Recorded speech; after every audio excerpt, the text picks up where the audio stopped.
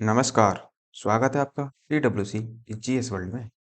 यदि आपने TWC GS world को सब्सक्राइब नहीं किया है तो सब्सक्राइब TWC जीएस वर्ल्ड। देखो, जो हमारा घटना चक्र का पूर्वावलोकन चल रहा है, इसे में हम भारतीय इतिहास को कवर करने का प्रयास कर रहे हैं और इसमें भी हम पहले देखेंगे आधुनिक भारतीय इतिहास को।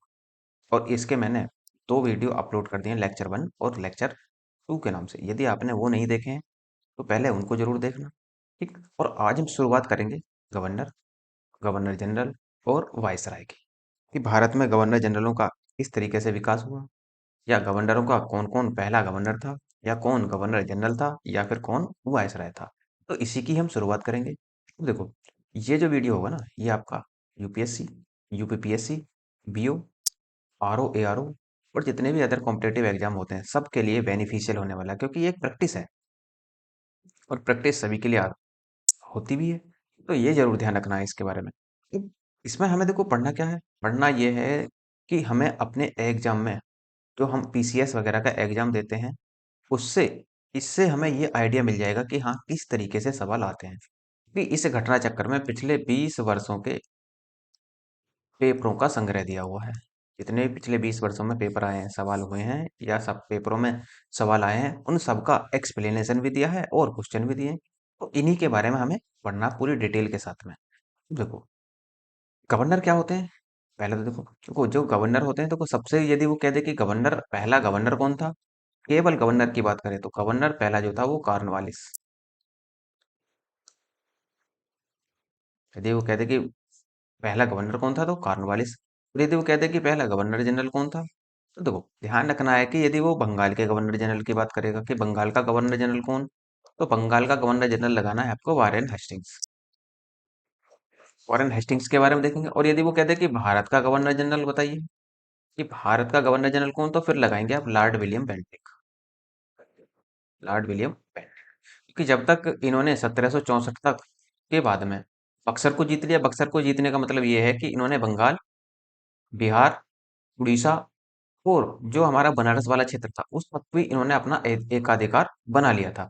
तो उस समय तक ये जो था, ये जो क्षेत्र थे, ये सब बंगाल के अंतर्गत ही आते थे। तो उसी वजह से ये बंगाल के अंतर्गत आते थे, तो बंगाल का गवर्नर जनरल कहा जाने लगा। तो जो यहाँ पर शासन कर रहा था उसी को ही बंगाल का गवर्नर जनरल कहा गया। और जो शासन करेगा यहाँ पर पहला, वो था लॉर्ड वारेन हेस्टिंग्स। इस वजह से यहाँ पर ये बंगाल का। लेकिन जैसे जैसे धीरे धीरे उन्होंने अपना विस्तार किया और उसके बाद में जब लगभग इन्होंने 60% भारत को जीत लिया, तो फिर 1833 में, या फिर ये कह लो कि 1828 से 1835 तक के बीच का जो समय रहेगा, ये लॉर्ड विलियम का काल रहेगा, लॉर्ड विलियम बेंटिक का।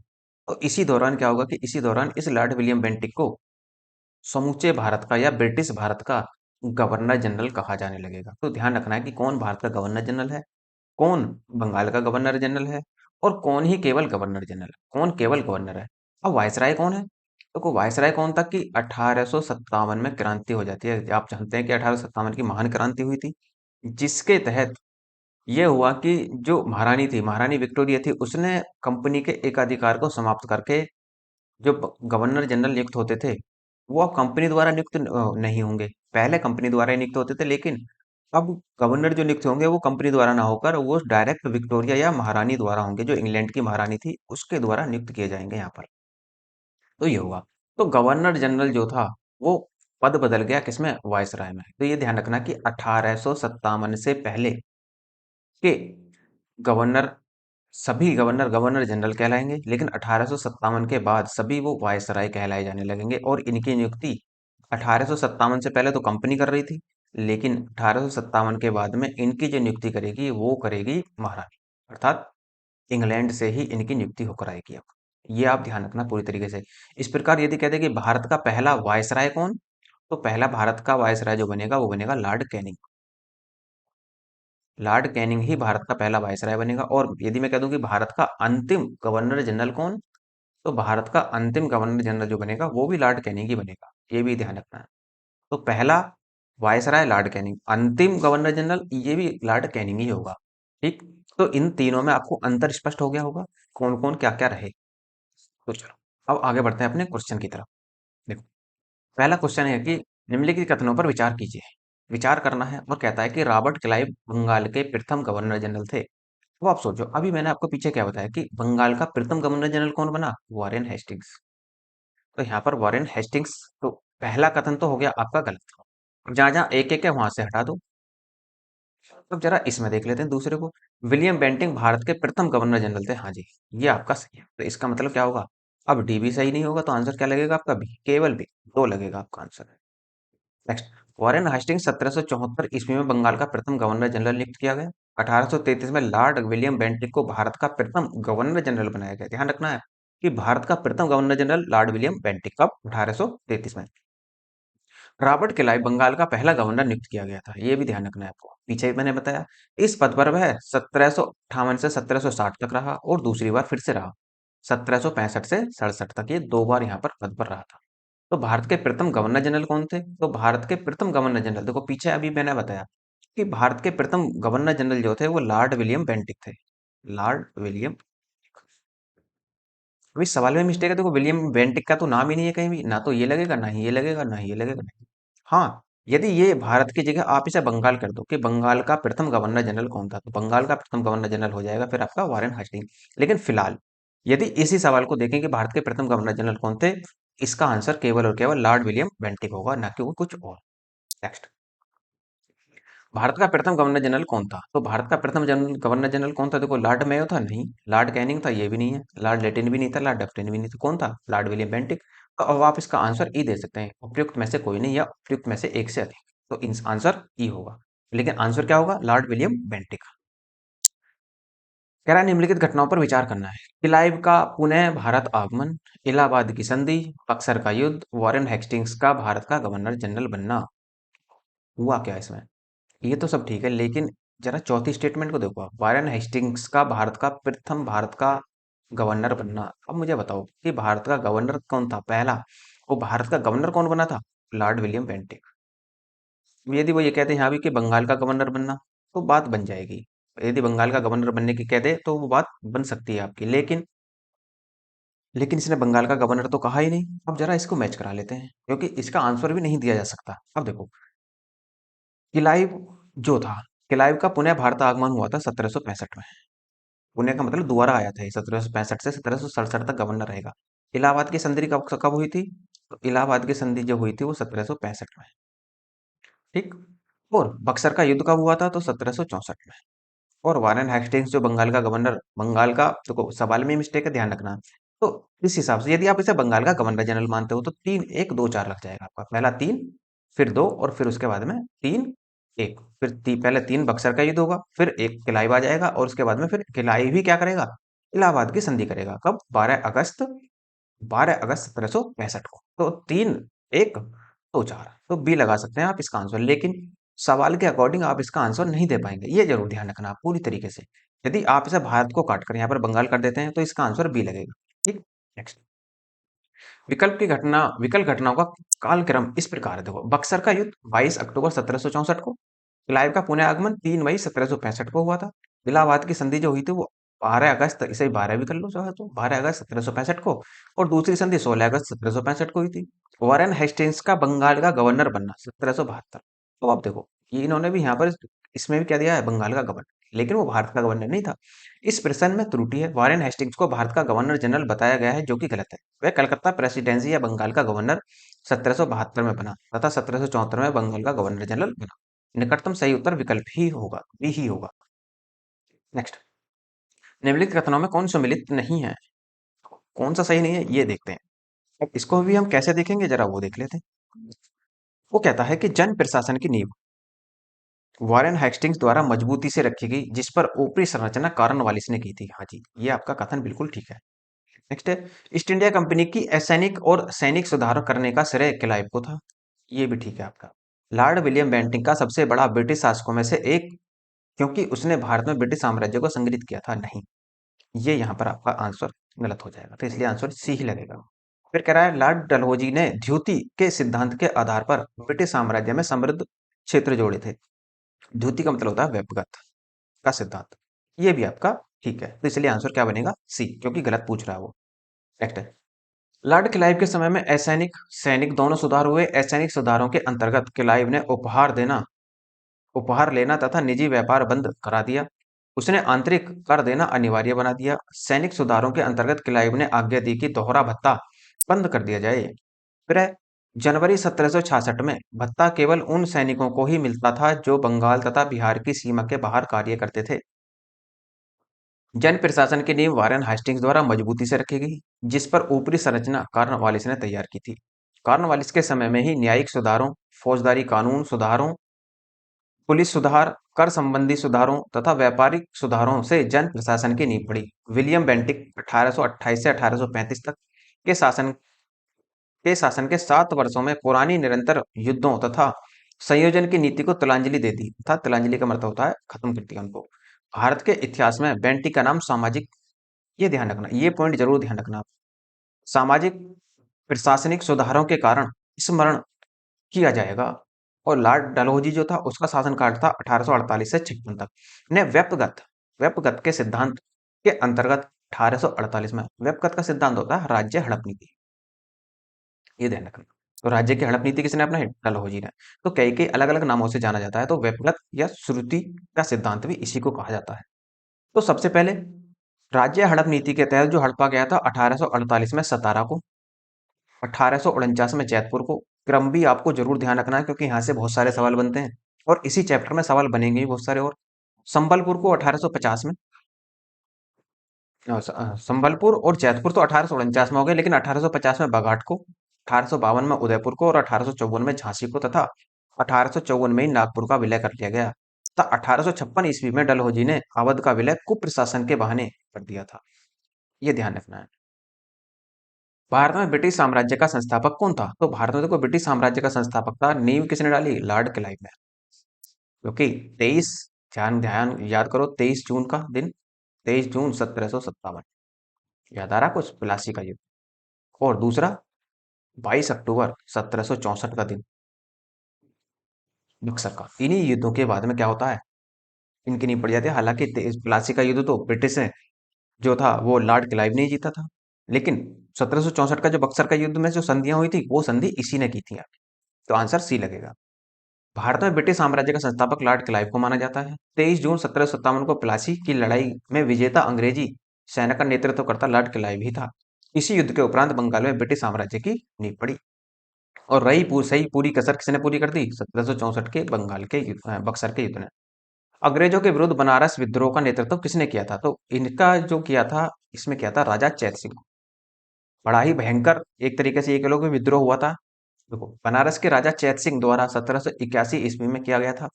इस विद्रोह में तत्कालीन गवर्नर जनरल जो था वो वारेन हेस्टिंग्स था, ये ध्यान रखना। ने अपने सैनिकों के साथ भागकर चुनार के किले में शरण ली थी। कलकत्ता में एशियाटिक सोसाइटी की स्थापना के समय बंगाल का गवर्नर जनरल कौन था? तो जो कलकत्ता में एशियाटिक सोसाइटी की स्थापना हुई थी उस समय गवर्नर जनरल वारेन हेस्टिंग्स ही था, ये आप ध्यान। B answer. 15 जनवरी 1784 को एशियाटिक सोसाइटी की स्थापना हुई। डेट भी आपको ध्यान रखनी है कि एशियाटिक सोसाइटी की स्थापना कब हुई थी। ये समय बंगाल का governor general Lord Warren Hastings था, क्योंकि ये जो रहेगा ये 1774 से 1785 तक रहे। सुरक्षा प्रकोष्ठ अर्थात सुरक्षा प्रकोष्ठ को ही हम कहते हैं घेरे की नीति। घेरे की नीति किससे संबंधित है? तो घेरे की नीति अपनाई थी वारेन हेस्टिंग्स ने, या सुरक्षा प्रकोष्ठ की नीति वारेन हेस्टिंग्स ने अपनाई थी। सुरक्षा प्रकोष्ठ या घेरे की नीति वारेन हेस्टिंग्स तथा वेलीजली से संबंधित थे। वारेन हेस्टिंग्स ने मैसूर और मराठा के साथ युद्ध अन्य भारतीय रियासतों के साथ बराबरी की पदवी प्राप्त करने की भावना से किया था। इस समय कंपनी ने अपने राज्य के चारों ओर मध्य राज्य बनाने का प्रयत्न किया, अर्थात जिसे हम बफर स्टेट बोलते हैं। उद्देश्य केवल अपने राज्य की रक्षा करना था, अथवा हम यह भी कह सकते हैं कि अपने पड़ोसी राज्यों की सीमाओं की रक्षा करो ताकि अपनी सीमाएं सुरक्षित रहें। उस समय भय मुख्यतः अफगानों और मराठाओं से था। इसलिए कंपनी ने अवध की रक्षा व्यवस्था के कार्य को इस शर्त पर संभाला कि अवध का नवाब उस समय का बोझ उठाए, और इस प्रकार अवध की रक्षा ही बंगाल की रक्षा थी। वेलेजली के आने से अपने कंपनी के भारतीय रियासतों के साथ संबंधों में परिवर्तन आया। वेलेजली का उद्देश्य भारतीय रियासतों को अपनी रक्षार्थ कंपनी पर निर्भर करने का बाध्य करना था। उसने भारतीय रियासतों को अंग्रेजी राजनीति शक्ति के और सैनिक रक्षा के घेरे में लाने का प्रयत्न किया था। रिंग फेस की नीति अर्थात वही घेरे की नीति किसने अपनाई? तो घेरे की नीति अपनाई वॉरेन हेस्टिंग्स ने। निम्नलिखित में से किसने बंगाल में द्वैध शासन प्रणाली को समाप्त किया? देखो द्वैध शासन लगाया किसने? क्लाइव ने, ये ध्यान रखना। द्वैध शासन क्लाइव ने लगाया, लेकिन हटाया किसने, समाप्त किसने किया? तो वॉरेन हेस्टिंग्स ने। वॉरेन हेस्टिंग्स के कार्यकाल में 1772 ईस्वी में कोर्ट ऑफ डायरेक्टर ने दोहरी शासन प्रणाली को समाप्त करने का निर्णय लिया। कलकत्ता परिषद में उसके प्रधान को आज्ञा दी गई कि वे स्वयं दीवान बने और बंगाल, बिहार, उड़ीसा के प्रबंध को अपने हाथों में ले ले। वॉरेन हेस्टिंग्स ने दोनों उप दीवान मोहम्मद रजा खां और राजा सिताब राय को पदच्युत कर दिया, अर्थात दोनों को पद से हटा दिया। द्वैध शासन की शुरुआत बंगाल में किलाइव के समय में 1765 में हुई थी। बंगाल में द्वैध शासन द्विशासन प्रणाली किसके द्वारा लागू की गई? तो पीछे ही बताया मैंने, रॉबर्ट क्लाइव के द्वारा, सी आंसर। किस गवर्नर जनरल पर महाभियोग का मुकदमा चलाया गया? देखो बर्क द्वारा गवर्नर जनरल पर यदि मुकदमा चलाया जाता था तो भारत में नहीं चलता था, वो चलता था स्वयं इंग्लैंड में जाकर ही। तो बर्क द्वारा एक ही गवर्नर जनरल ऐसा था जिस पर मुकदमा चलाया गया था, वो था वॉरेन हेस्टिंग्स। वॉरेन हेस्टिंग्स के अन्यायपूर्ण तथा निरंकुश कार्यों के कारण उस पर महाभियोग का मुकदमा चलाया गया। 1788 से 1795 तक चलता रहा, किंतु ब्रिटिश संसद ने उसकी सेवाओं को देखते हुए उसे सभी दोषों से मुक्त कर दिया और यह भी कहा कि वॉरेन हेस्टिंग्स ने सब कुछ साम्राज्य के हित के लिए न कि अपने लिए किया है। वॉरेन हेस्टिंग्स पर लगे महाभियोग के बारे में विद्वानों के मत विभिन्न हैं, किंतु वी ए स्मिथ का निर्णय अधिक मान्य है। वे लिखते हैं कि उसके थोड़े से दोष, जहां तक वे वास्तव में दोष थे, उस राजनीतिज्ञ के दोष थे जिस पर सहसा ही संकट आ पड़ा हो तथा जिस पर इतनी कठिन उलझने आ पड़ी हों कि कभी कभी मानवीय सूझबूझ में भूल चूक हो जानी आवश्यक थी। निम्नलिखित में से किस पर ब्रिटिश संसद में महाभियोग का मुकदमा चलाया गया? फिर से वही सवाल रिपीट हुआ, वॉरेन हेस्टिंग्स पर। भारत में न्यायिक संगठन की स्थापना किसने की थी? देखो भारत में न्यायिक संगठन के लिए जाना जाता है लॉर्ड कॉर्नवालिस को। दीवानी और फौजदारी न्यायालय के श्रेणीबद्ध संगठन के जरिए न्याय प्रदान करने की नई व्यवस्था की नींव अंग्रेजों ने रखी। इस व्यवस्था को वॉरेन हेस्टिंग्स ने आरंभ किया, मगर कॉर्नवालिस ने इसे सुदृढ़ बनाया। 1793 ईस्वी की कॉर्नवालिस संहिता शक्तियों के पृथक्करण सिद्धांत पर आधारित थी, जिसके तहत कर और न्याय प्रशासन को पृथक कर दिया गया। निम्नलिखित में से किस गवर्नर जनरल ने भारत की विसंविधाबद्ध सिविल सेवा अर्थात covenant and civil service of India का सृजन किया, जो कालांतर में भारतीय सिविल सेवा के नाम से भी जानी गई? तो इसके लिए जन्मदाता था एक ही केवल, और वो था कॉर्नवालिस। भारत की विसंविधाबद्ध सिविल सेवा या लोक सेवा का सृजन कॉर्नवालिस के द्वारा किया गया। बंगाल का गवर्नर जनरल बनने के बाद कॉर्नवालिस ने प्रशासन को पुनर्गठित किया तथा राजस्व बोर्डों को भंग करके इसके संबंध में एक नए नियम बनाए। कंपनी के अधिकारियों के व्यक्तिगत व्यापार संबंध में भी नए नियम बनाए। उसने कॉर्नवालिस कोड के माध्यम से दीवानी तथा न्यायिक क्षेत्रों में स्पष्ट विभाजन किया, जिसने आगे चलकर भारतीय सिविल सेवा का रूप ले लिया। भारतीय लोक सेवा का परिवर्तन किया गया था, तो को भारतीय लोक सेवा का परिवर्तन किसके समय में? कॉर्नवालिस के समय में किया गया था। 18वीं शताब्दी के उत्तरार्ध में इसे प्राय कंपनी की बहादुर की शानो शौकत का स्थानीय प्रतिनिधित्व कहा जाता है। तो कंपनी की बहादुरी की शानो शौकत का जो कहा जाता था वो दरोगा को कहा जाता था। ये आप ध्यान रखना, वेरी वेरी इंपॉर्टेंट सवाल है, किसमें पूछा गया है? ROAR में। 1793 में लॉर्ड कॉर्नवालिस ने जमींदारों को उनके पुलिस कर्तव्यों से अलग कर प्रत्येक 20 से 30 वर्ग मील क्षेत्र में थाना स्थापित किया तथा दरोगा नामक पुलिस अधिकारी नियुक्त किया। दरोगा की नियुक्ति एवं पर्यवेक्षण मजिस्ट्रेट द्वारा किया जाता था। किसान दरोगा को कंपनी बहादुर की शानो शौकत का स्थानीय प्रतिनिधित्व मानते थे। नेक्स्ट है, लॉर्ड कॉर्नवालिस की कब्र कहाँ है? को लॉर्ड कॉर्नवालिस की मृत्यु हुई थी गाजीपुर में, तो इसकी कब्र भी गाजीपुर में ही है। गाजीपुर कहाँ है? उत्तर प्रदेश में, उत्तर प्रदेश का एक जिला है। तो लॉर्ड कॉर्नवालिस 1786 से 1793 ईस्वी तक और 30 जुलाई 1805 से 5 अक्टूबर 1805 तक बंगाल का गवर्नर रहा। इसे भारत में इस्तेमारी, ध्यान रखना है, देखो वेरी वेरी इंपॉर्टेंट है ये, आगे भी पढ़ेंगे इनके बारे में। इस्तेमारी या स्थायी बंदोबस्त न्यायिक संहिता भारतीय लोक सेवा के प्रवर्तक के रूप में जाना जाता है। इसकी मृत्यु 5 अक्टूबर 1805 को गाजीपुर उत्तर प्रदेश में हुई थी और यहीं पर इसकी कब्र भी स्थित है। नेक्स्ट, लॉर्ड वेलेजली द्वारा लागू की गई सहायक संधि व्यवस्था के बारे में निम्नलिखित में से कौन सा कथन सही नहीं है या लागू नहीं होता? देखो कौन सा नहीं होता? दूसरों के खर्च पर एक बड़ी सेना बनाए रखना, ये इसका उद्देश्य था। भारत को नेपोलियन के खतरे से सुरक्षित रखना, यह भी इसका एक उद्देश्य था। जो सहायक संधि थी लॉर्ड वेलेजली की। अब देखो इसमें क्या होगा, कंपनी के लिए एक नियत आय प्रबंध करना नहीं, ये इसका उद्देश्य नहीं था जी। इसलिए आंसर ये आपका सी ही बनेगा। भारतीय रियासतों के ऊपर ब्रिटिश सर्वोच्च स्थापित करना था, ये आपका ठीक है आंसर। नेक्स्ट देखो, लॉर्ड वेलेजली ने भारतीय राज्यों को अंग्रेजी राजनीतिक परिधि में लाने के लिए सहायक संधि प्रणाली का प्रयोग किया। उस समय फ्रांस के विरुद्ध यूरोपीय शक्तियों का बना हुआ मोर्चा छिन्न भिन्न हो चुका था। नेपोलियन मिस्र तथा सीरिया को विजित कर चुका था और गंभीरतापूर्वक भारत पर आक्रमण करने की सोच रहा था। ऐसी परिस्थिति में वेलेजली ने भारत में सहायक संधि प्रणाली का प्रयोग किया, जिससे अंग्रेजी सत्ता की श्रेष्ठता स्थापित हो गई और नेपोलियन का भय भी टल गया। सहायक संधि की शर्तों में एक शर्त यह भी थी कि संधि को स्वीकार करने वाले रियासत कंपनी एक सेना को रखेगी, जिसका सारा भार या खर्च राज्य को देना होगा। इस सेना को चलाने का अधिकार केवल कंपनी को होगा। सहायक संधि को स्वीकार करने वाला राज्य किसी भी यूरोपीय या अंग्रेजों के दुश्मनों की सहायता नहीं करेगा और उनके किसी भी व्यक्ति को नौकरी नहीं देगा। कुल मिलाकर देखो, सहायक संधि का अर्थ क्या था? सहायक संधि का अर्थ यह था किराए की सेना, बस ये मान लो, किराए की सेना। और इस सेना में भी क्या था कि ये जो अंग्रेज थे इस सेना को भी अपने अनुसार चलाते थे, लेकिन जो भी राज्य सहायक संधि को अपनाता था तो उसके उस सहायक संधि के तहत जो अंग्रेजी सेना थी उसके राज्य में चली जाती थी। और इस जो ये सेना थी इसका वेतन वगैरह, भत्ते वगैरह, भोजन वगैरह जो भी दिए जाते थे वो सब उस राज्य की तरफ से दिया जाता था जिसने सहायक संधि को अपनाया था। और ये भी कहा गया कि जो अंग्रेजों के, ना तो इस सेना का प्रयोग आप अंग्रेजों के विरुद्ध कर सकते हो और ना ही अंग्रेजों के मित्र राष्ट्रों के विरुद्ध कर सकते हो, ये आप ध्यान पूरी तरीके से, बस इसका इतना अर्थ था। नेक्स्ट, लॉर्ड वेलेजली की सहायक संधि को स्वीकार करने वाला पहला मराठा सरदार था। देखो इसने क्या करा, बसीन की संधि के तहत पेशवा बाजीराव द्वितीय ने सहायक संधि को अपनाया था, ये आप ध्यान रखना। देखो दौलत राव सिंधिया और जसवंत होलकर दोनों पूना में अपने को सर्वश्रेष्ठ प्रदर्शित करना चाहते थे।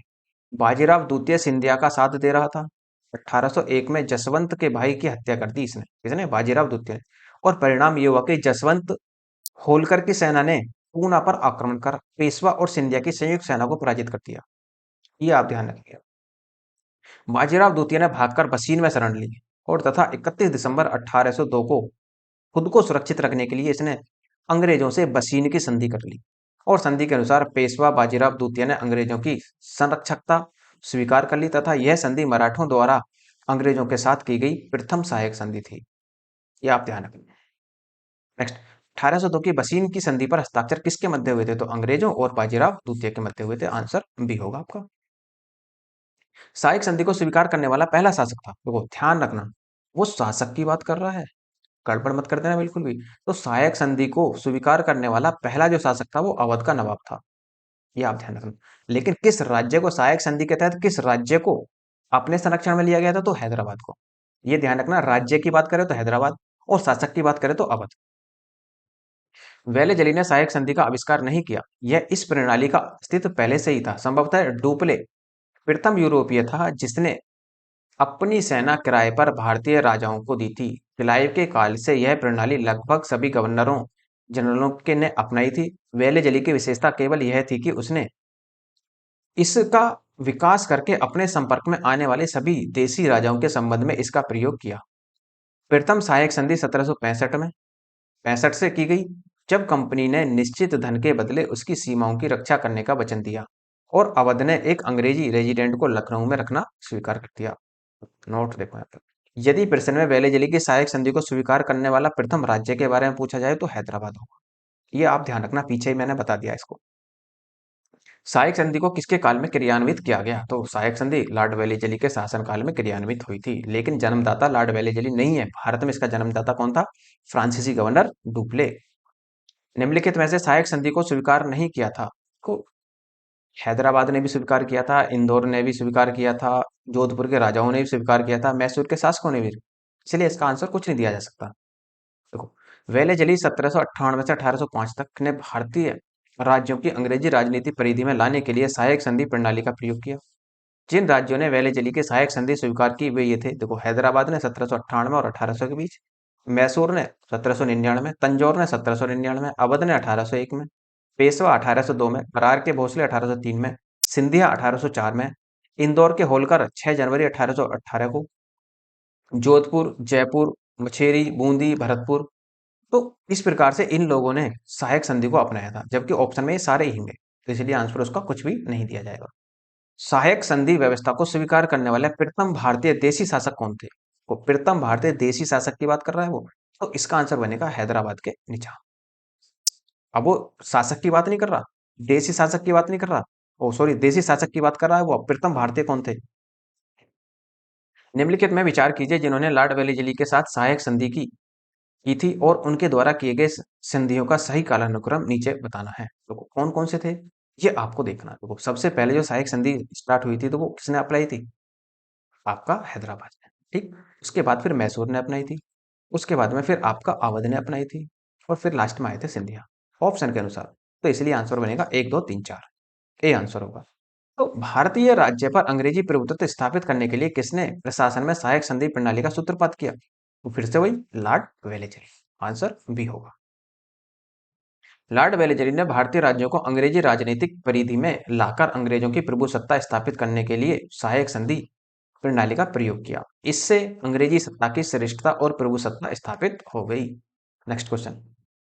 ईस्ट इंडिया कंपनी का राजपूत राज्यों से सहायक संधि करने का मुख्य उद्देश्य था, तो इसका मुख्य उद्देश्य क्या था? देखो ऑप्शन देख लेते हैं। शत्रुओं के विरुद्ध सैनिक सहायता करना, नहीं। मराठा पिंडारी आक्रमण से इन राज्यों की सुरक्षा करना, ये भी नहीं था। खिराज के रूप में धन प्राप्त करना, ये भी नहीं था। अंग्रेजों की प्रभु सत्ता स्थापित करना सहायक संधि का उद्देश्य था, आंसर डी होगा।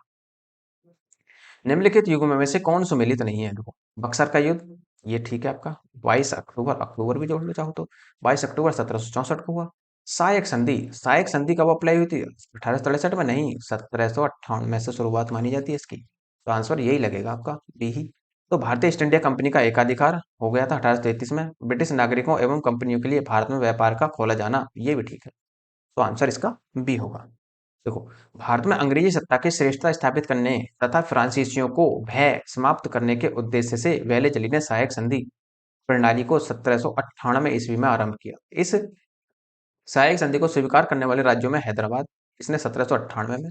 प्रथम था ये बक्सर का युद्ध 1764 में। ईस्ट इंडिया कंपनी का एकाधिकार 1833 में। कब? 1833 के अधिनियम से पूर्णतः समाप्त घोषित कर दिया गया। ब्रिटिश नागरिकों तथा कंपनियों के लिए भारत में व्यापार का खोला जाना 1813 में सम्मिलित है। इस प्रकार विकल्प बी आपका सम्मिलित नहीं है। नेक्स्ट, उस समय जब नेपोलियन की शक्ति के सामने यूरोप में साम्राज्यवाद धराशायी हो रहा था, नीचे लिखे गवर्नर जनरल में से किस एक ने भारत में ब्रिटिश पताका फहराए रखी? तो ये था केवल और केवल एक ही व्यक्ति, सहायक संधि वाला, अर्थात वेलेस्ली। लॉर्ड वेलेस्ली ने भारत की ओर 1797 में प्रस्थान किया, जो कि आंग्ल इतिहास में संभवतः सबसे अंधकारमय समय था। फ्रांस के विरुद्ध यूरोपीय शक्ति का बना हुआ मोर्चा छिन्न भिन्न हो चुका था। नेपोलियन मिस्र तथा सीरिया को विजित कर चुका था तथा गंभीरतापूर्वक भारत पर आक्रमण करने की सोच रहा था। ऐसी परिस्थिति में वेलेस्ली ने भारत में सहायक संधि प्रणाली का प्रयोग किया, जिससे अंग्रेजी सत्ता की श्रेष्ठता स्थापित हो गई तथा नेपोलियन का भय भी टल गया। Next question. आंग्ल नेपाल युद्ध जिसके शासन काल में हुआ था वह था, देखो आंग्ल नेपाल युद्ध किसके समय में हुआ था? वो था लॉर्ड हेस्टिंग्स के समय में आंग्ल नेपाल युद्ध हुआ। आंग्ल नेपाल युद्ध 1814 से 1816 में लॉर्ड हेस्टिंग्स से गवर्नर जनरल के काल में 1813 से 1823 तक चलता है, जो कि 1815 में समाप्त हुआ। किसकी पर? यह ध्यान रखना कि सुंगोली की संधि कब हुई थी, तो सुंगोली की संधि 1815 में हुई थी। सुंगोली की संधि 2 दिसंबर 1815 को लेखबद्ध हुई, ये ध्यान रखना, रजिस्टर हुई थी ये। और जिसका अनुमोदन अनुमोदन जो हुआ था वो 4 मार्च 1816 को हुआ था। दोनों डेट याद रखना, लेखबद्ध कब हुई और अनुमोदन कब हुआ। नेक्स्ट, सुंगोली की संधि कब हुई थी? तो फिर से वही इसने पूछ लिया, तो आंसर क्या बनेगा? सीधा सीधा आंसर अब तो इसका डी आंसर। सही सुमेलित नहीं है।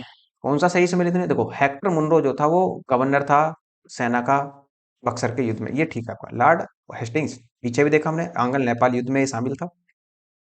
लॉर्ड वेलेस्ली चतुर्थ आंग्र मैसूर युद्ध में ये शामिल था, ये भी आपका ठीक है। नेक्स्ट, कार्नवालिस, लॉर्ड कार्नवालिस तृतीय आंग्ल मराठा युद्ध में शामिल नहीं था, ये आप ध्यान रखना। आंसर क्या लगेगा आपका? डी। नेक्स्ट, तृतीय आंग्ल मराठा युद्ध 1817 से 1818 तक लॉर्ड हेस्टिंग्स के समय में हुआ, न कि लॉर्ड कार्नवालिस के समय में। ठीक, चतुर्थ आंग्ल मैसूर युद्ध 1799 में लॉर्ड वेलेस्ली एवं नेपाल आंग्ल नेपाल युद्ध 1814-16 में लॉर्ड हेस्टिंग्स के समय में हुआ, जबकि बक्सर का युद्ध 1764 में हेक्टर मुनरो के नेतृत्व में लड़ा गया। नेक्स्ट देखो, तृतीय आंग्ल मराठा युद्ध संबंधित है किससे? देखो, जब तृतीय आंग्ल मराठा युद्ध हुआ था उस समय भारत का या ये कह लो बंगाल का गवर्नर जनरल था लॉर्ड हेस्टिंग्स। नेक्स्ट क्वेश्चन आपका, सर टॉमस मुनरो किन वर्षों में मद्रास के गवर्नर रहे? तो किन वर्षों में मद्रास के गवर्नर रहे? देखो, इनका जो समय काल था वो था 1820 से 1817 तक और 27 तक। ये ध्यान रखना है, मद्रास के गवर्नर थे ये, ना कि governor general. Sir Thomas Munro 1820 से 1827 तक मद्रास के गवर्नर रहे। दक्षिण भारत में भू राजस्व वसूली हेतु लागू की गई व्यवस्था रैयतवाड़ी व्यवस्था थी। इस व्यवस्था के जन्मदाता टॉमस मुनरो और कैप्टन रीड थे, जिन्होंने सर्वप्रथम इसे तमिलनाडु के बारामहल जिले में लागू किया। तत्पश्चात यह व्यवस्था मद्रास, बंबई के कुछ हिस्से, असम तथा कुर्ग, आधुनिक कर्नाटक का एक भाग है कुर्ग जो है, में लागू की गई। तथा कथित कुशासन के आधार पर किस गवर्नर जनरल ने मैसूर राज्य के प्रशासन को ले लिया था? तो ऐसा करने वाला एक ही व्यक्ति था, यह था लॉर्ड विलियम बेंटिक। अब क्यों लिया था वो देखो जरा। विलियम बेंटिक ने 1831 ईस्वी में मैसूर तथा 1834 ईस्वी में कुर्ग एवं कछार की रियासतों को अपने प्रदेश में ले लिया, क्योंकि वहां कथित रूप से बहुत ही कुशासन और अव्यवस्था फैली हुई थी। नेक्स्ट क्वेश्चन, निम्नलिखित बंगाल के गवर्नर जनरलों में से कौन एक तृतीय आंग्ल मैसूर युद्ध से संबंधित है? तो कौन? तृतीय आंग्ल मैसूर युद्ध कब हुआ था? ध्यान करो पीछे के टॉपिक में, 1790 से 1792 के तहत, 92 के बीच हुआ। तो इस समय गवर्नर जनरल कौन था? कॉर्नवालिस। आंसर बी लगेगा। तृतीय आंग्ल मैसूर युद्ध 1790 से 1792 के बीच लॉर्ड कॉर्नवालिस से संबंधित है। इस युद्ध में कॉर्नवालिस ने स्वयं सेना की बागडोर संभाली थी। इस युद्ध में टीपू ने श्रीरंगपट्टनम की संधि की थी। कब? 1792, जिसके अनुसार टीपू को अपने राज्य का आधा भाग लगभग अंग्रेजों को और उनके साथी निजाम को देना पड़ा। इसके साथ साथ 3 करोड़ रुपए भी टीपू को देने पड़े और इसके जो 2 बच्चे थे वो भी अंग्रेजी संरक्षण में चले गए जब तक टीपू 3 करोड़ रुपए नहीं लौटा देता। नेक्स्ट क्वेश्चन, ठगों के दमन में निम्नलिखित में से कौन सा संबद्ध है? तो ठगों का दमन किया था कैप्टन स्लीमैन ने। इसके समय में? लॉर्ड विलियम बेंटिक के समय में। देखो, ठगों में कौन कौन थे? हिंदू थे और मुसलमान, दोनों ही धर्मों के अनुयायी थे, परंतु वास्तव में ये लोग काली, दुर्गा या भवानी की पूजा करते थे तथा ये प्राय अपने शिकार का सिर काट कर देवी के चरणों में बलि के रूप में चढ़ाते थे। उन्हें विश्वास था कि उनका यह धंधा विधि का विधान है तथा उनकी शरीर की मृत्यु उनके भाग्य में उसी प्रकार लिखी होती थी। सती प्रथा के प्रश्न पर तो कुछ मतभेद था, किंतु ठगी के विषय में समस्त जनता ने सरकार का समर्थन किया। लॉर्ड विलियम बेंटिक ने कैप्टन स्लीमैन को ठगों के विरुद्ध कार्रवाई करने के लिए नियुक्त किया। उसने लगभग, ये ध्यान रखना, 1500 ठगों को बंदी बना लिया और अनेक ठगों को फांसी दे दी गई और जो बचे शेष को आजीवन निर्वासित कर दिया गया और 1837 ईस्वी में के पश्चात संगठित रूप से ठगों का अंत कर दिया गया। ठगों का उन्मूलन किसके नेतृत्व में हुआ था? तो फिर से किसका नेतृत्व था? कैप्टन स्लीमैन का। ये आप ध्यान, बी आंसर। सती प्रथा पर पाबंदी किसने लगाई थी? तो सती प्रथा पर पाबंदी लगी थी 1829 और वो उस समय देखो 1828 से लेकर 1835 तक किसका समय था? William Bentinck. तो आंसर सी होगा, विलियम बेंटिक। राजा राम मोहन राय जैसे प्रबुद्ध भारतीय सुधारकों ने विलियम बेंटिक को इस प्रथा को अवैध घोषित करने की प्रेरणा दी। बहुत से समकालीन प्रगतिशील समाचार पत्रों ने इनका समर्थन किया और विलियम बेंटिक ने कानून बनाकर सती प्रथा को पूरी तरह से प्रतिबंधित कर दिया और दिसंबर 1829 के नियम 17 द्वारा विधवाओं को जलाना अवैध घोषित कर दिया। आरंभ में यह कानून केवल बंगाल प्रेसिडेंसी में लागू किया गया और 1830 में ईस्वी में नियम बंबई, मद्रास और प्रेसिडेंसी में भी लागू कर दिया गया। सती को गैर कानूनी किसने घोषित किया था? तो फिर से वही सवाल रिपीट हो गया, बी आंसर, विलियम बेंटिक ने। विलियम बेंटिक के द्वारा सती प्रथा किस वर्ष समाप्त की गई? तो 1829 में, दिसंबर 1829। इनमें से किस वर्ष बंगाल से दासों के निर्यात पर रोक लगा दिया गया? तो किस वर्ष से लगाई गई? 1789 में। 1789 की घोषणा के द्वारा बंगाल से दासों का निर्यात बंद कर दिया गया। नेक्स्ट है क्वेश्चन नंबर 45, लॉर्ड डलहौजी द्वारा अवध का अंग्रेजी राज्य में विलय निम्न में से किस रीति से हुआ था? तो अवध का जो विलय हुआ था वो हुआ था कुप्रशासन के आधार पर या कुशासन या कुप्रशासन के आधार पर अवध का विलय लॉर्ड डलहौजी ने अपने साम्राज्य में कर लिया। तो लॉर्ड डलहौजी जो था ये रहा था 1848 से 56 के बीच। तो अवध के नवाब वाजिद अली शाह पर कुशासन का आरोप लगाकर 13 फरवरी 1856 को अवध का अंग्रेजी राज्य में विलय कर लिया। अवध के अतिरिक्त डलहौजी के व्यपगत के सिद्धांत के अंतर्गत विलय किए गए प्रदेश जो थे, देखो व्यपगत के अंतर्गत कौन कौन से विलय हुए थे, इसमें हुआ था पहला सतारा। सतारा को हुआ था 1848 में, पूरे पॉइंट को ध्यान रखना है आपको इसका। और जैतपुर एवं संबलपुर को लिया था इसने 1849 में। बघात आया था 1850 में। और उदयपुर को 1852 में। झांसी को 1854 में, वेरी वेरी इंपॉर्टेंट है। नागपुर को 1854 में। और करौली का जो विलय हुआ था वो 1855 में हुआ था। बगात रियासत का ब्रिटिश में विलय कब हुआ, देखो पीछे अभी बताया मैंने आपको। और कब हुआ, तो 1850 में। आंसर बी होगा। ब्रिटिश साम्राज्य में अवध का विलय हुआ था, तो ब्रिटिश साम्राज्य में अवध का विलय जो किया था वो किया था लॉर्ड डलहौजी ने 1856 में कुप्रशासन के आधार पर। विलय का सिद्धांत के तहत राज्यों के विलय पर विचार कीजिए और उन्हें क्रमानुसार व्यवस्थित करना है। देखो कौन सा विलय कब हुआ ये आपको देखना है। देखो ध्यान रखो, सतारा का विलय सबसे पहले हुआ था, कब, सब 1848 में। उसके बाद में किसका विलय हुआ, उसके बाद में विलय हुआ था आपका बघात का, तो ये आपका ये हो जाएगा। उसके बाद में किसका विलय हुआ था, देखो फिर आई थी आपकी उदयपुर, तो ये आपका उदयपुर। और उसके बाद में फिर झांसी आपका 4 बनेगा। अब आप इसमें मैच करा लो। देखो 1 3 4 2, 1 3 4 2 किसमें आपका ये रहा, सी आंसर बनेगा। अधोलिखित में कौन सुमेलित है, तो कुछ सुमेलित पूछ रहा है, तो सुमेलित है। ये ध्यान करो, सतारा का विलय कब हुआ था, 49 में नहीं हुआ। कब हुआ था, तो 1848 में हुआ था। पंजाब का विलय कब हुआ था, और ये भी कह रहा है कि अवध का विलय कब हुआ था, तो अवध का विलय कब हुआ था, ये भी 1854 में हुआ था। ये कह रहा है सुमेलित है, नहीं 1856 में हुआ था, सॉरी सुमेलित पूछ रहा है, यहाँ पर सुमेलित पूछ रहा है। तो आंसर आपका क्या बनेगा, सी ही बनेगा, इसमें 1856 में अवध का विलय हुआ था। निम्नलिखित में से किसने विलय की नीति नियोजित एवं क्रियान्वित की थी, तो विलय की नीति किसने क्रियान्वित की थी, 1848 से 1856 के बीच में डलहौजी ने की थी। ब्रिटिश द्वारा कुशासन का बहाना लेकर निम्नलिखित प्रांतों में से किस एक का शासक हटा दिया गया, तो ऐसा हुआ था अवध के साथ में, अर्थात लखनऊ के साथ में। भारत में ब्रिटिश शासन के दौरान निम्नलिखित राजसी राज्यों के विलय का क्रम पर विचार करना है। देखो सबसे पहले, अब देखो फिर से उसने वही, अब किससे क्या लगाओगे, देखो सबसे पहले हुआ था सतारा का विलय, तो 1848 पहला आएगा 3। और जब 3 किस में है, देखो इसे भी हटा दो और इसे भी हटा दो। अगला देखो, तो दूसरा जो विलय हुआ था फिर हुआ था संबलपुर का, तो ये आएगा आपका, तो 3 2, तो 3 2 किस में आपका और तीसरा विलय हुआ था झांसी का 1854 में। लॉर्ड डलहौजी की विलय की नीति का प्रथम शिकार निम्नलिखित में से कौन हुआ था, तो लॉर्ड डलहौजी की विलय की नीति का प्रथम शिकार जो हुआ था वो था सतारा 1848 में। जेम्स एंड्रूज रैमजे भारत के किस गवर्नर जनरल का वास्तविक नाम है, जेम्स एंड्रूज रैमजे को डलहौजी के नाम से भी जाना जाता है, आंसर ए होगा। 1848 में लॉर्ड डलहौजी, जिसे अर्ल ऑफ डलहौजी, ध्यान रखना है अर्ल ऑफ डलहौजी भी कहा जाता है, गवर्नर जनरल को भारत बनकर आया। इसका वास्तविक नाम जेम्स एंड्रयूज ब्राउन रैमजे था। अंग्रेजों द्वारा सिंध विजय संपन्न हुआ, तो अंग्रेजों द्वारा सिंध की विजय की गई थी लॉर्ड एलन बरो के समय में, आंसर ए होगा। गवर्नर जनरल लॉर्ड एलन बरो के काल में 1842 से 1844 के दौरान अगस्त 1843 में सिंध को पूर्ण रूप से ब्रिटिश साम्राज्य में मिला लिया गया। यह प्रथम आंग्ल अफगान युद्ध का एक प्रमुख परिणाम था। सिंध पर ब्रिटिश ने कब्जा किया, तो सिंध पर ब्रिटिशों ने कब कब्जा किया था, 1843 में, आंसर ए हो। सिक्किम का भारत में विलय किसने किया था, वो इंपॉर्टेंट सवाल है आपको, तो सिक्किम का भारत में जो विलय किया था वो लॉर्ड डलहौजी ने किया था, सी आंसर।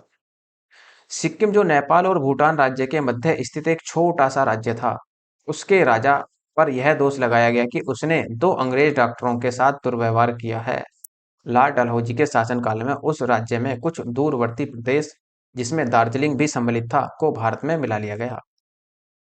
निम्नलिखित में से कौन अवध का ब्रिटिश रेजिडेंट था, तो अवध का कौन ब्रिटिश रेजिडेंट था, तो ध्यान रखना है कि जेम्स आउटरम था, कब, ब्रिटिश साम्राज्य के विलय में।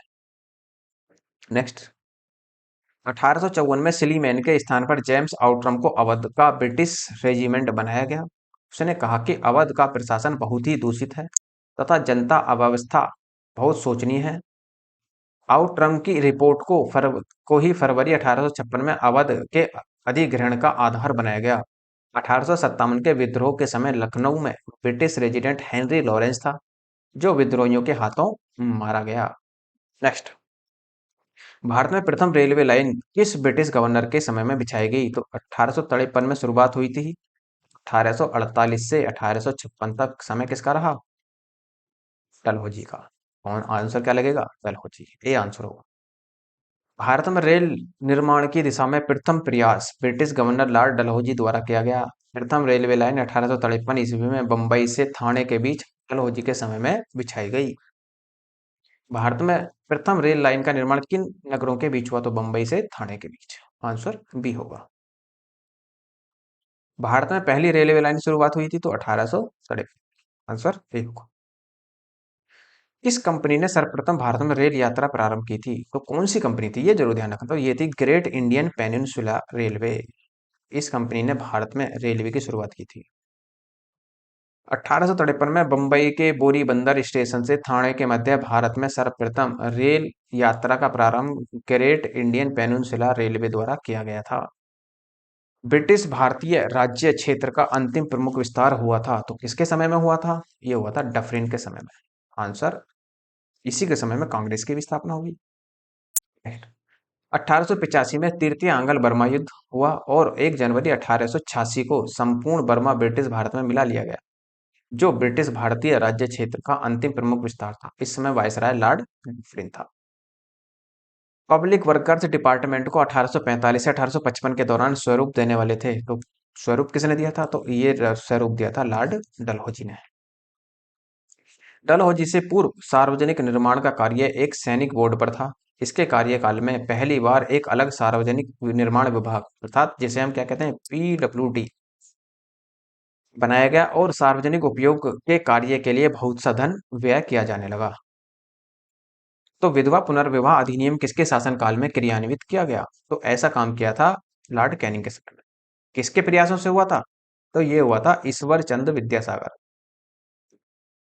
विद्यासागर के प्रयासों से। नेक्स्ट, ईश्वर चंद्र विद्यासागर के अथक प्रयासों के फलस्वरूप लॉर्ड कैनिंग ने 28 फरवरी 1856 से या 21 मार्च 1862 के बीच के समय में 26 जुलाई 1856 ईस्वी को विधवा पुनर्विवाह अधिनियम 1856 अधिनियम पारित हुआ। इस अधिनियम को लॉर्ड डलहौजी के समय में प्रारूपित और प्रस्तुत किया गया था। इस अधिनियम के नियम 15 के तहत विधवा विवाह को वैध मान लिया गया और उस विवाह से उत्पन्न हुए बालक को भी वैध घोषित किया गया। 1 नवंबर 1858 को महारानी विक्टोरिया का घोषणा पत्र इलाहाबाद में पढ़कर सुनाया था तो किसने सुनाया था? तो 1857 में क्रांति हो जाती है तो इसी बीच में वायसराय कह लो या गवर्नर जनरल कह लो तो कौन था? Lord Canning. B answer. तो 1857 की महान क्रांति का सबसे महत्वपूर्ण परिणाम महारानी की उद्घोषणा। यह घोषणा 1 नवंबर 1858 को इलाहाबाद में हुए दरबार में भारत के प्रथम वायसराय लॉर्ड कैनिंग द्वारा उद्घोषित की गई थी। तो निम्नलिखित में से कौन एक भारत का प्रथम वायसराय था? तो प्रथम वायसराय कौन? Lord Canning. C answer. 1 नवंबर 1858 को महारानी विक्टोरिया का घोषणा पत्र पढ़कर सुनाया था लॉर्ड कैनिंग ने। कहाँ? इलाहाबाद में, जिसे आप वर्तमान में प्रयागराज के नाम से भी जानते हैं। वो योगी जी ने इसका नाम परिवर्तित कर दिया। अपने पुत्र के स्थान पर दूसरे उत्तराधिकारी को गोद लेने का अधिकार को पुनः स्थापित किया गया था तो कब किया गया था? देखो ऐसा हुआ था 1858 के भारत सरकार अधिनियम ने नहीं, ऐसा नहीं, लॉर्ड कैनिंग ने नहीं, 1860 में सनद जारी किए गए जाने से नहीं, ये महारानी की उद्घोषणा थी, इसके तहत हुआ था। तो 1818 में 1858 की सामग्री की घोषणा के द्वारा महारानी महारानी की उद्घोषणा जो हुई थी वो 1 नवंबर 1858 को इलाहाबाद में हुए दरबार में लॉर्ड कैनिंग द्वारा उद्घोषित की गई। इसमें भारतीय देशी राज्यों के प्रति नीति को व्यापक रूप से परिवर्तित किया गया और ब्रिटिश साम्राज्य के लिए संभावित किसी संकटापन्न स्थिति से बचाव के लिए उनका प्रयोग करने हेतु उन्हें तैयार किया गया। विजय और विलय की नीति को पूर्णतः परित्याग कर दिया गया। देशी राज्यों के शासकों को उत्तराधिकारी गोद लेने की अनुमति दे दी गई। महारानी विक्टोरिया को भारत की सामग्री नियुक्त किया गया था। कब ये किया गया था? 1877 में, ये ध्यान रखना। राजसी उपाधि अधिनियम अर्थात रॉयल टाइटल एक्ट ब्रिटिश संसद द्वारा 1876 में एक पारित किया गया। यह इस अधिनियम के तहत महारानी विक्टोरिया को 1 जनवरी 1877 को दिल्ली दरबार में भारत की साम्राज्ञी घोषित किया गया और इसी प्रकार सम्राट एडवर्ड जो आपके सप्तम थे वर्ष 1903 में, तथा जॉर्ज पांच पंचम कह लो इनको, वर्ष 1911 में भारत का सम्राट घोषित किया गया था। निम्नलिखित में से किस गवर्नर जनरल ने भारत में दास प्रथा को समाप्त कर दिया? ऐसा कौन था? एलन बरो। आंसर बी होगा। 1843 के एक्ट 5 के द्वारा भारत के तत्कालीन गवर्नर जनरल लॉर्ड एलन बरो ने दास प्रथा का उन्मूलन किया। इसका कार्यकाल 1842 से 44 ईस्वी तक था। कौन सा एक सुमेलित है? तो सुमेलित देखना है। देखो, लॉर्ड कॉर्नवालिस के समय में स्थायी बंदोबस्त लाया गया था। हाँ जी, ये यही ठीक है आपका, बाकी तो आप गलत ही होंगे। तो आपको एक ही मिल गया, लेकिन चेक जरूर कर लेना। लॉर्ड वेलेजली ने चतुराईपूर्ण निष्क्रियता का सिद्धांत दिया था, ये नहीं था। लॉर्ड डलहौजी ने सहायक संधि, नहीं। व्यपगत का सिद्धांत लेकर आया था। लॉर्ड कैनिंग भारतीय राष्ट्रीय कांग्रेस की स्थापना, नहीं। डफरिन के समय में हुई थी कांग्रेस की स्थापना। तो आंसर ए ही लगेगा। लॉर्ड कॉर्नवालिस 1793 ईस्वी में स्थायी बंदोबस्त प्रणाली लागू की गई। चतुराईपूर्ण निष्क्रियता का कुशल या आक्रमणीयता की नीति जॉन लॉरेंस ने अपनाई थी। सहायक संधि लॉर्ड वेलेजरी से संबंधित थी। व्यपगत का सिद्धांत लॉर्ड डलहौजी से संबद्ध था। और भारतीय राष्ट्रीय कांग्रेस की स्थापना ए.ओ. ह्यूम ने लॉर्ड डफरिन के कार्यकाल में की थी। कब? 1884 से 1888 के बीच, अर्थात 1885 में कांग्रेस की स्थापना होती है। सुमिलित नहीं है। कौन सुमिलित नहीं है, ये आपको फिर से देखना। देखो, कौन सा सुमिलित नहीं है? लॉर्ड कॉर्नवालिस ने स्थायी बंदोबस्त लागू किया, ये ठीक है। लॉर्ड वेलेजली ने सहायक संधि, ये भी ठीक है। लॉर्ड डलहौजी ने व्यपगत का सिद्धांत दिया, ये भी ठीक है। लॉर्ड कैनिंग ने उच्चतम निष्क्रियता का सिद्धांत नहीं दिया। आंसर डी होगा। स्थायी बंदोबस्त किसके शासनकाल में प्रारंभ हुआ? तो एक ही व्यक्ति था, 1790 से 92 के बीच में, कॉर्नवालिस। सुमेलित नहीं है। कौन सा सुमेलित नहीं है? देखो फिर से, लॉर्ड कॉर्नवालिस ने स्थायी बंदोबस्त दिया था, ठीक है। लॉर्ड वेलेजली सहायक संधि से प्रणाली संबंधित है, ये भी ठीक है। लॉर्ड हेस्टिंग्स द्वितीय आंग्ल मराठा युद्ध, ये नहीं था। आंसर आपका यही लगेगा, सी आंसर इसमें होगा। नेक्स्ट, द्वितीय आंग्ल मराठा युद्ध जो होता है वो 1803 से 1805 के बीच में लॉर्ड वेलेजली के काल में हुआ। लॉर्ड हेस्टिंग्स के काल में तृतीय तथा अंतिम आंग्ल मराठा युद्ध 1817 से 1818 के बीच हुआ। तृतीय आंग्ल मराठा युद्ध में मराठों के पराजय के पश्चात लॉर्ड हेस्टिंग्स ने पेशवा की गद्दी 1818 ईस्वी में समाप्त कर दी तथा पश्चिमी भारत में स्थित पेशवा को का समस्त प्रदेश बंबई प्रेसिडेंसी में सम्मिलित कर लिया गया। इसके अतिरिक्त कंपनी ने बुंदेलखंड, मालवा और शेष भारत, अर्थात जिस पर पेशवाओं का प्रभुत्व था, पर राजनीतिक अधिकार कर लिया। अन्य 3 युग्म सुमिलित हैं। नेक्स्ट देखो, पेशवाई को कब समाप्त कर दिया गया? पीछे देखो, इसी में आंसर आएगा आपका 1818, बी आंसर। निम्नलिखित में से किसने राजपूताना की देशी रियासतों के साथ 1817 से 18 की अधीनस्थ संधि की बातचीत की थी? तो किसने? ऐसा व्यक्ति था चार्ल्स मैटकॉफ। इसने कहा था। राजपूताना की रियासतों के साथ वर्ष 1817 से 1818 की अधीनस्थ संधि की वार्ता चार्ल्स मैटकॉफ ने की थी। लॉर्ड हेस्टिंग्स ने राजपूताना पर ब्रिटिश सर्वोच्चता और मराठा और पिंडारियों के प्रति राजपूतानों की तटस्थता सुनिश्चित करने के लिए दिल्ली के तत्कालीन रेजिडेंट चार्ल्स मैटकॉफ को वार्ताकार बनाया गया था। फिर से वही, कौन सुमिलित नहीं है? लॉर्ड कॉर्नवालिस स्थायी बंदोबस्त से, ठीक है। लॉर्ड वेलेजली सहायक संधि से, ये भी ठीक है। सर जॉन शोर आंग्ल मराठा युद्ध, आंग्ल नेपाल युद्ध से संबंधित नहीं थे। आंसर आपका सी ही होगा। आंग्ल नेपाल युद्ध लॉर्ड हेस्टिंग्स के काल में 1814 में पहला युद्ध लड़ा गया, लेकिन कोई विशेष सफलता नहीं मिली। 1815 में दूसरा युद्ध लड़ा गया, कुमाऊं में अल्मोड़ा को जीत लिया गया, ये आप ध्यान रखना। तथा मेजर जनरल ऑक्टर लोनी ने वीर गोरखा सरदार अमर सिंह थापा को मलाव का किला समर्पित करने के लिए विवश किया। ब्रिटिश सेना राजधानी काठमांडू से 30 मील से दूरी पहुंच गई। 2 दिसंबर 1815 को सुंगोली की संधि लेखबद्ध हुई तथा 4 मार्च 1816 को अनुमोदित कर दिया गया। कुमाऊं, गढ़वाल और शिमला जो थे वो जिले अंग्रेजों को सौंप दिए गए, अर्थात ये पहले, ये कह लो कि 1816 से पहले ये नेपाल के ही हिस्से थे, जो आज भारत के हिस्से हैं। भारत के कहाँ? उत्तराखंड में। जो आपका कुमाऊं है, शिमला है, गढ़वाल, शिमला तो देखो हिमाचल प्रदेश में है, और गढ़वाल ये आपके उत्तराखंड में। सुमेलित है। कौन एक सुमेलित है? देखो, कौन सा एक सुमेलित है? लॉर्ड एलनबरो अवध का विलयीकरण, नहीं। अवध का विलय हुआ था लॉर्ड डलहौजी ने। लॉर्ड डलहौजी सिंध का विलयीकरण, ये भी नहीं है। लॉर्ड वेलेजली चतुर्थ आंग्ल मैसूर युद्ध में था, हाँ जी, ये आपका ठीक है, सी आंसर बनेगा। देखो, लॉर्ड एलनबरो सिंध पर अंग्रेजी राज्य में अगस्त 1843 में विलय हुआ। लॉर्ड डलहौजी ने कुशासन के आरोप में 1856 में अवध का विलय किया। और लॉर्ड वेलेजली ने चतुर्थ आंग्ल मैसूर युद्ध में 1799 में भाग लिया। और लॉर्ड हेस्टिंग्स तृतीय आंग्ल मराठा युद्ध में 1817 से 1818 तक रहा। फिर से कह रहा है सुमेलित नहीं है। कौन सुमेलित नहीं? देखो, लॉर्ड डलहौजी अवध का विलीनीकरण किया, ठीक है। लॉर्ड डफरिन भारतीय राष्ट्रीय कांग्रेस की स्थापना हुई, ये भी ठीक है। Lord William Bentinck charter act 1833 का पारित होना, ये भी ठीक है आपका। लॉर्ड लिटिन प्रथम आंग्ल अफगान युद्ध का प्रारंभ होना, ये आपका सही नहीं है, आंसर डी लगेगा। देखो, प्रथम आंग्ल अफगान युद्ध 1839 से 1842 के मध्य हुआ था। इस दौरान भारत का गवर्नर जनरल जो था वो ऑकलैंड था, लिटिन नहीं था। तो लॉर्ड लिटिन के समय में क्या हुआ? द्वितीय आंग्ल अफगान युद्ध 1878 से 80 के बीच हुआ था। नेक्स्ट क्वेश्चन, निम्नलिखित में से कौन चतुराईपूर्ण निष्क्रियता की नीति के साथ जुड़ा हुआ है? तो ऐसी नीति अपनाई थी जॉन लॉरेंस ने, आंसर डी। चतुराईपूर्ण निष्क्रियता या कुशल कर्मण्यता की नीति, या ये कह लो कि पॉलिसी ऑफ मास्टरली इनिशिएटिविटी, तो आंग्ल अफगान संबंधों के संदर्भ में लॉर्ड एलनबरो के काल में प्रारंभ होकर लॉर्ड नॉर्थब्रुक के काल तक चलती रही। इस नीति को प्राय जॉन लॉरेंस के नाम से विशेष रूप से संबोधित किया जाता है, क्योंकि उसके वायसराय काल में अर्थात 1864 से 69 में इस नीति का अनुसरण करने का स्पष्ट अवसर मिला और इस नीति की रूपरेखा स्पष्ट रूप से निश्चित की गई। भारत में अंग्रेजों के समय में प्रथम जनगणना हुई थी, तो प्रथम जनगणना जो हुई थी उस समय जो था वो लॉर्ड मेयो, अर्थात प्रथम जनगणना जो शुरुआत हुई है वो 1800, ये कह लो कि 1881 में इसकी शुरुआत मानी जाती है, हालांकि 1872 में भी पहला प्रयास किया गया था। नेक्स्ट, भारत में अंग्रेजी समय में प्रथम जनगणना लॉर्ड मेयो के समय में 1869 से 72 के काल में हुई, 72 में हुई थी, अर्थात प्रारंभ में हुई, किंतु लॉर्ड रिपिन के काल में नियमित रूप से जनगणना 1881 में प्रारंभ हुई थी। वह कौन व्यक्ति था जिसने भारत में पहली बार जनसंख्या की जनगणना करवाई? तो पहली बार जनसंख्या की जनगणना करवाई थी लॉर्ड मेयो ने।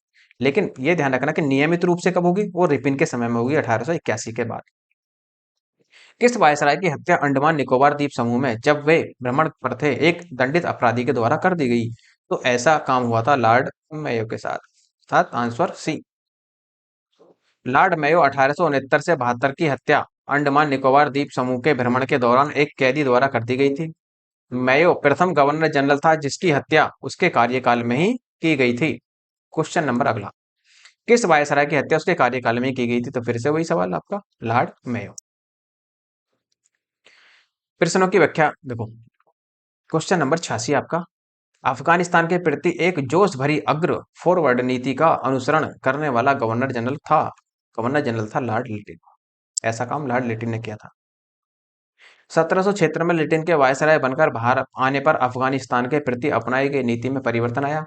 कुशल अकर्मण्यता की नीति के स्थान पर अग्रगामी नीति का अनुसरण होने लगा। नेक्स्ट क्वेश्चन है आपका, अफगानिस्तान के प्रति आक्रामक नीति किस वायसराय ने अपनाई थी? तो अफगानिस्तान के प्रति आक्रामक नीति लॉर्ड लिटिन ने अपनाई थी, लेकिन रिजल्ट कुछ नहीं निकला था फिर भी इसका। कौन भारत का वायसराय सबसे दीर्घ काल तक रहा? वो सबसे लंबा कार्यकाल चला था लॉर्ड कर्जन ने, ये आप ध्यान रखेंगे, ए आंसर होगा। देखो, लॉर्ड कर्जन का जो कार्यकाल था वो 1899 से 1905 का था। लॉर्ड डफरिन का 1884 से 88 तक 4 साल का रहा। लॉर्ड होर्डिंग का 10 से 16 तक रहा, 6 वर्ष का रहा। उसके बाद में 69 से 72 तक 3 वर्ष तक कार्यकाल रहा लॉर्ड मेयो का। भारत में स्थानीय स्वायत्त शासित संस्थाएं 1882 में सशक्त की गई थी। तो 1882 में कौन था वायसराय? 1887 में लॉर्ड रिपिन, जैसे सज्जन रिपिन के नाम से भी जाना जाता है। इसी के समय में प्रथम फैक्ट्री अधिनियम भी लाया गया था। 1880 में इंग्लैंड में ग्लैडस्टेन के नेतृत्व में उदारवादी दल सत्ता में आया और ग्लैडस्टेन यूरोप में स्वतंत्रता का समर्थक था। उसने अपनी भारत के प्रति नीति इन शब्दों में वर्णन किया, हमारा भारत में रहने का अधिकार इस तर्क पर है कि हमारा वहां रहना भारतीयों के लिए हितकर में है और साथ ही यह भारतीय यह अनुभव करें कि यह हितकर है। इस दौरान रिपिन को वायसराय पद के लिए चुना गया। संभवतः रिपिन के कार्यकाल का सबसे महत्वपूर्ण कार्य स्थानीय स्वशासन पर सरकारी प्रस्ताव था जो 1882 में लाया गया था। रिपिन देश की नगर पालिकाओं को विकसित करना चाहता था। उसके अनुसार इन्हीं से देश की राजनीतिक शिक्षा आरंभ होती है। इस प्रस्ताव के तहत ग्रामीण प्रदेशों में स्थानीय बोर्डों की स्थापना की गई। प्रत्येक जिले में उप विभाग, तालुका अर्थात तहसील बोर्ड बनाने की आज्ञा हुई। नगरों में नगर पालिकाएं स्थापित की गईं। इन स्थानीय संस्थाओं को एक निश्चित कार्य अर्थात आय के साधन दिए गए। भारत में स्थानीय स्वायत्त शासन को किसने प्रोत्साहित किया था? तो ऐसा काम किया था सज्जन रिपिन ने, अर्थात लॉर्ड रिपिन ने। Answer D. इल्बर्ट बिल क्या था? इल्बर्ट बिल किससे संबंधित था? ये आप देखो, भारतीय द्वारा हथियार लेकर चलाने पर कुछ प्रतिबंधों से नहीं, भारतीय भाषाओं में प्रकाशित होने वाले समाचार पत्र और पत्रिकाओं पर प्रतिबंध लागू किया जाना, ये भी नहीं था। यूरोप के लोगों के मामले की सुनवाई करने के लिए भारतीय न्यायाधीशों पर लगाई गई अयोग्यताओं को हटाया जाना। आंसर आपका सी होगा।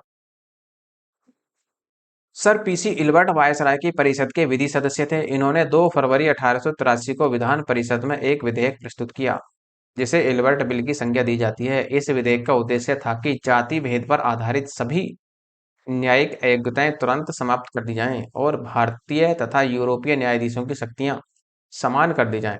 यूरोपीय लोगों ने इसे अपने विशेषाधिकारों पर कुठाराघात माना। इल्बर्ट बिल को लेकर हुए विवाद के कारण ही 1884 ईस्वी में लॉर्ड रिपिन ने अपना कार्यकाल पूरा करने से पूर्व त्यागपत्र दे दिया।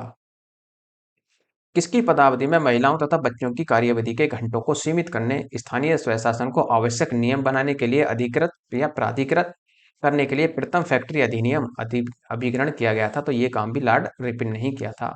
प्रथम फैक्ट्री अधिनियम कब आया था? तो 1881 के आसपास आया था, या 1882 या 81 के आसपास आया था। लॉर्ड रिपिन को ब्रिटिश भारत के वायसराय में सबसे अधिक उदारवादी माना जाता है। उन्होंने 100 या उससे अधिक कार्यरत मजदूरों वाली फैक्ट्रियों में काम करने वाली महिलाओं, बच्चों के संबंध में उदारवादी नियम बनाए, जिन्हें प्रथम फैक्ट्री अधिनियम 1881 के रूप में जाना जाता है। इस अधिनियम के तहत 7 वर्ष से कम उम्र के बच्चों के फैक्ट्रियों में काम करने पर रोक और 7 से 12 वर्ष के बच्चों की कार्यावधि प्रतिदिन 9 घंटे तथा महीने में 4 दिन की छुट्टी का प्रावधान किया गया। प्रथम फैक्ट्री अधिनियम 1881 औद्योगिक कामगारों की मजदूरी नियत करने के लिए और कामगारों को मजदूर संघ बनाने बनाने देने की दृष्टि से पारित किया गया था। फिर कह रहा है दूसरा, इनमें एनएम लोखंडे ब्रिटिश भारत में मजदूर आंदोलन संगठित करने में अग्रगामी थे। कहता है कि निम्न में से कौन सही है?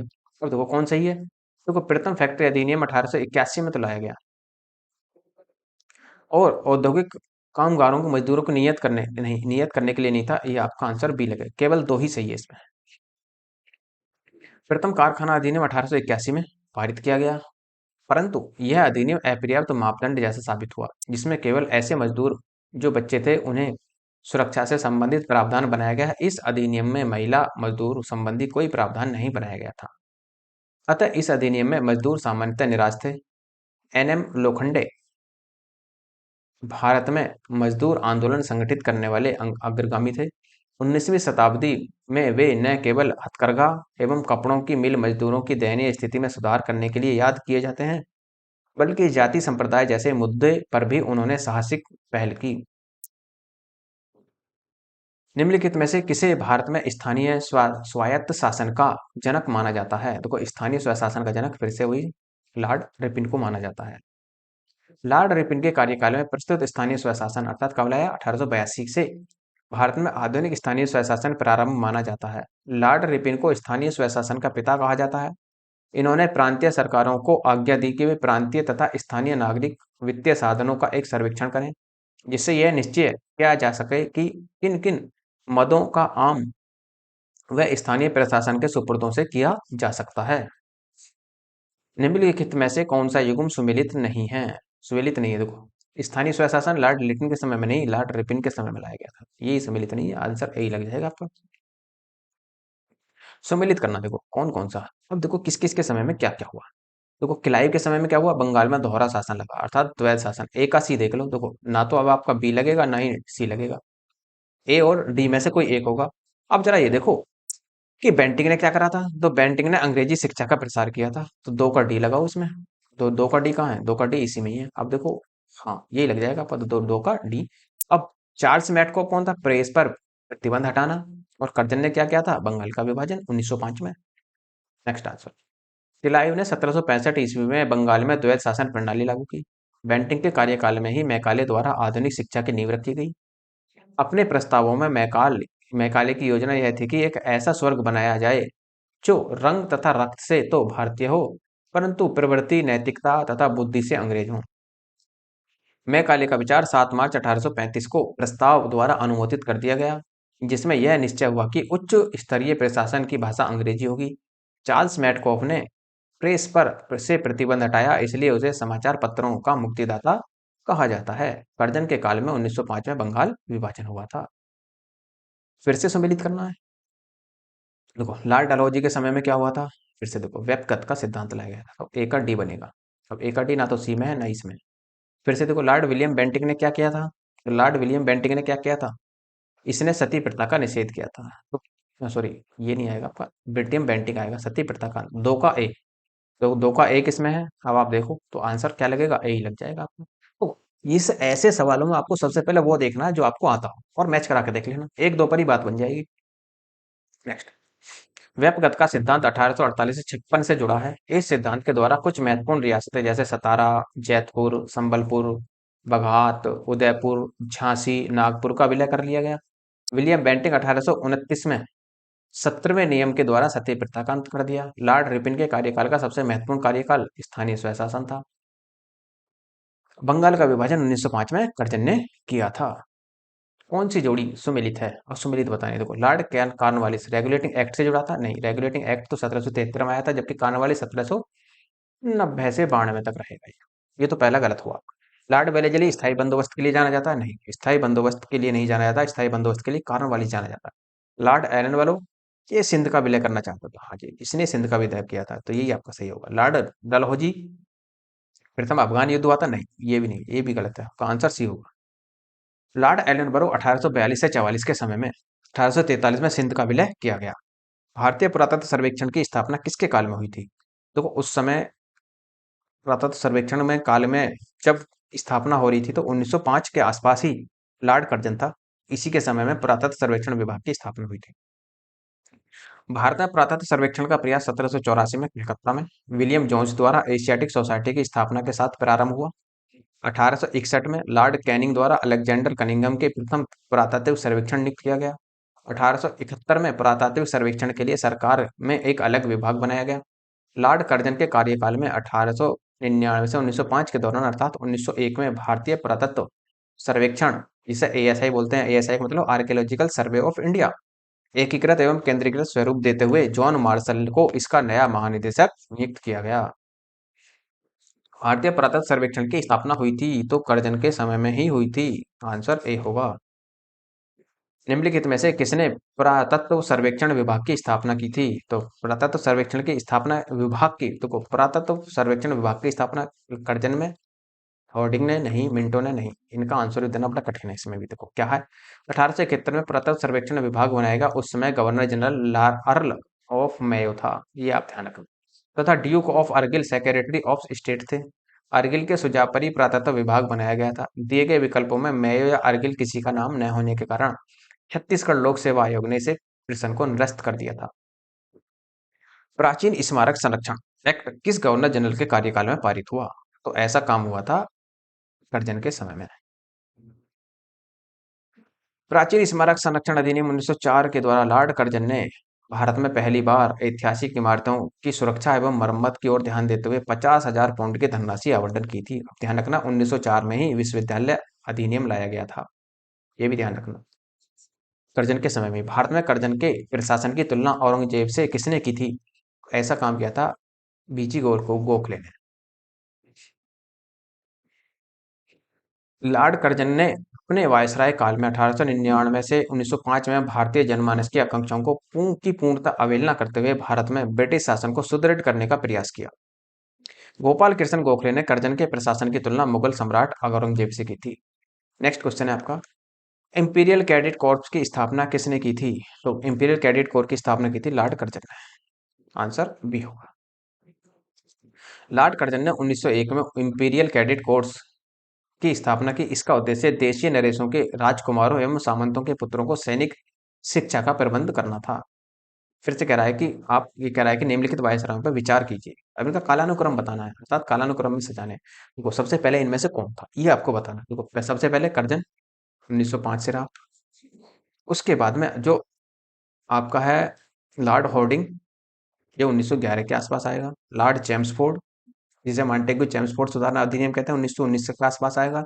और लॉर्ड इरविन, गांधी इरविन समझौता 1931 के आसपास हुआ था। तो इस तरीके से आप इनको मैच करा सकते हो। तो पहला कौन है? एक, फिर दो, फिर आपका तीन और फिर चार। तो आंसर यही लग जाएगा। कर्जन 1899 से 1905, लॉर्ड हॉर्डिंग 1910 से 1916, लॉर्ड चैम्सफोर्ड 1916 से 21 और लॉर्ड इरविन 1926 से 31। असैनिक प्रशासन 1905 के संदर्भ में कौन सा कथन सत्य है? लॉर्ड कर्जन ने प्रांतीय सीमाओं को पुनर्गठित करने का निर्णय लिया था। हाँ जी, ये ठीक है। पूर्वी बंगाल और आसाम नामक एक नया प्रांत बनाया गया, ये भी ठीक है। दोनों ही ठीक है, आपका आंसर बी होगा। 1905 में गवर्नर जनरल लॉर्ड कर्जन ने प्रांतीय सीमाओं को पुनर्गठित करने का निर्णय लिया। इसने बंगाल को दो भागों में बांटकर पूर्वी बंगाल और आसाम नामक एक नया प्रांत बनाया। बंगाल के पश्चिमी भाग में बंगाल, बिहार, उड़ीसा, छोटा नागपुर को शामिल किया। इसके अतिरिक्त उसने मद्रास, मध्य प्रांत की सीमाओं में भी बदलाव किया था। फूट डालो और राज करो की नीति किसने अपनाई थी? तो ऐसा काम किसने किया था? देखो, लॉर्ड कर्जन ने भी किया था, लॉर्ड मिंटो ने भी किया था। तो आंसर दोनों ही लगेंगे इसके, ए भी और बी भी। तो फूट डालो राज करो की नीति लॉर्ड कर्जन एवं लॉर्ड मिंटो द्वारा अपनाई गई थी। इस नीति के तहत मिंटो ने पृथक निर्वाचन प्रणाली को प्रोत्साहित किया।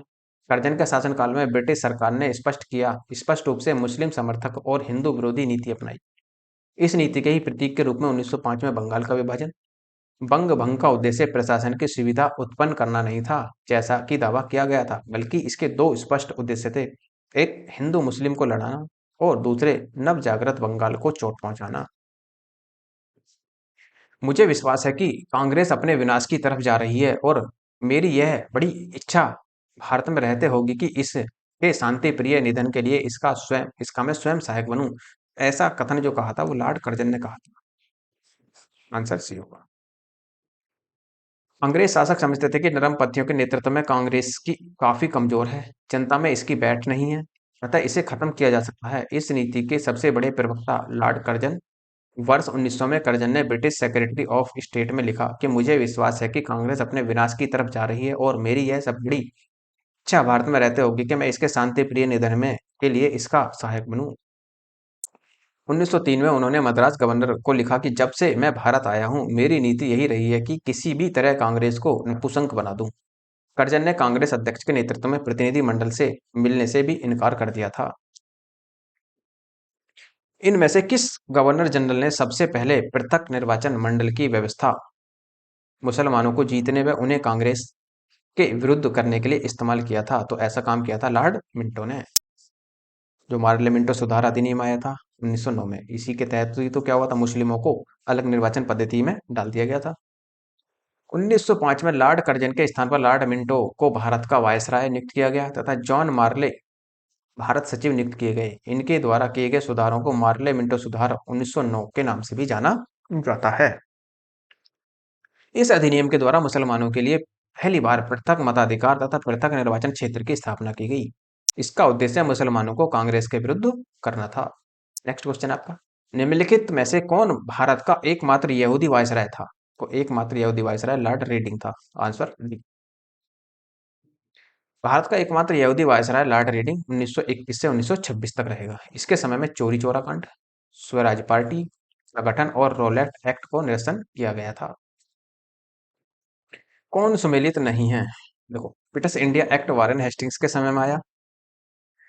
हाँ, पिटस इंडिया एक्ट 1784 में आया था। डॉक्ट्रिन ऑफ लैप्स की पॉलिसी, अर्थात ये कह लो कि जो राज्य हड़प की नीति थी वो डलहौजी के समय में आई थी, ये भी ठीक है। वर्नाक्युलर प्रेस एक्ट कर्जन के समय में नहीं आया। इल्बर्ट बिल रिपिन के समय में आया था। तो आंसर सी लगेगा। वर्नाक्युलर प्रेस एक्ट भारतीय भाषा समाचार पत्र अधिनियम 1878 में लॉर्ड लेटिन के काल में पारित हुआ। इस अधिनियम को मुंह बंद करने वाला अधिनियम भी कहा गया।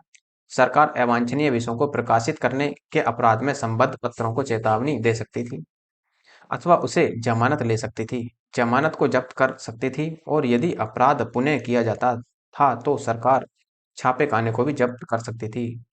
अर्स्किन पेरी ने इस अधिनियम को विपरीतगामी अर्थात असंगत तथा भारतीयों की भावी प्रगति के लिए घातक पग बताया। एसएन बनर्जी ने इसे आकाश से वज्रपात कहा।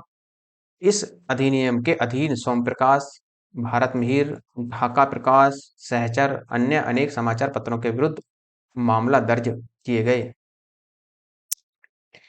कौन एक सुमेलित नहीं है? फिर से सुमेलित देखना है। देखो कौन सा सुमेलित नहीं है? देखो ठगी का दमन विलियम बेंटिक ने किया था, ये ठीक है। इल्बर्ट बिल विपिन के समय में लाया गया था। रिंग फेस की नीति अर्थात घेरे की नीति वारेन हेस्टिंग्स ने अपनाई थी। वर्नाकुलर प्रेस एक्ट कर्जन के समय में नहीं आया था। ब्रिटिश भारत की राजधानी का कलकत्ता से दिल्ली स्थानांतरण किसके काल में हुआ? तो ऐसा हुआ था लॉर्ड हॉर्डिंग के समय में। आंसर आपका बी होगा।